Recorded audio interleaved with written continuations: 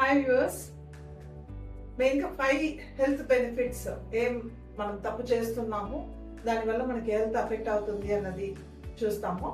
First thing, late night sleep. ఎప్పుడు unavoidable అన్నట్టుగా మనం అనుకునే ఒక ఇది 9 o'clock లేదంటే చాలా లేట్గా అంటే 10 o'clock లోపల పడుకోవాలి. సో మనకి 9 to 3 అన్నది మన స్లీప్ టైం. ఆ టైంలో మనం నిద్రపోతేనే అది పేరు నిద్ర. దాని తర్వాత పోయేది అంతా మనం బాడీకి రెస్ట్ ఇస్తాం అనుకుంటున్నాం, కానీ purpose of the sleep will not be satisfied. అందువల్ల కరెక్ట్గా 10కైనా పడుకోండి, మాక్సిమం బై 10. అది రెండోది, ఫుడ్ హ్యాబిట్స్. మనం బ్రేక్ఫాస్ట్ చాలా మంది అవాయిడ్ చేస్తారు, ఎందుకంటే నైట్లో లేట్గా నిద్రపోయినప్పుడు లేట్గా లేస్తాము, బ్రేక్ఫాస్ట్ అనేది అవాయిడ్ చేస్తాము. 7 to 9 బిట్వీన్ మనం బ్రేక్ఫాస్ట్ అనేది తీసుకోవాలి. అప్పుడు మనకి యాక్టివ్గా ఉంటుంది, రోజుకైనా ఎనర్జీ చాలా బాగా వస్తుంది.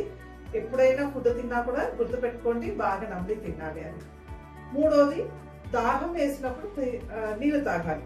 Cool drinks is not complimentary for water. మనకి నీళ్ళు అన్నది వేరు, cool drinks or any juices is not the water. నీళ్ళు అంటే నీళ్ళు మాత్రమే తీసుకోవాలి. దాహం వేసినప్పుడు బాగా కుప్పరించి నీళ్ళు తీసుకున్నప్పుడు బాడీకి అయినా వాటర్ సప్లై అనేది కరెక్ట్గా పోతుంది అది. నాలుగోది, నో ఎక్సర్సైజ్. ఇంట్లోంచి బైక్ మళ్ళీ దిగిన ప్లేస్లో మళ్ళీ ఎక్కేస్తాము. ఇంటి పనికి కూడా మనకి అన్ని మెషిన్స్ ఉన్నాయి కాబట్టి బాడీలో ఎక్సర్సైజ్ అన్నది లేదు. బయట పోయి ఏం చేయాలని లేదు, సింపుల్ వాక్, ఆ simple hands and legs movement చేస్తే కూడా చాలు.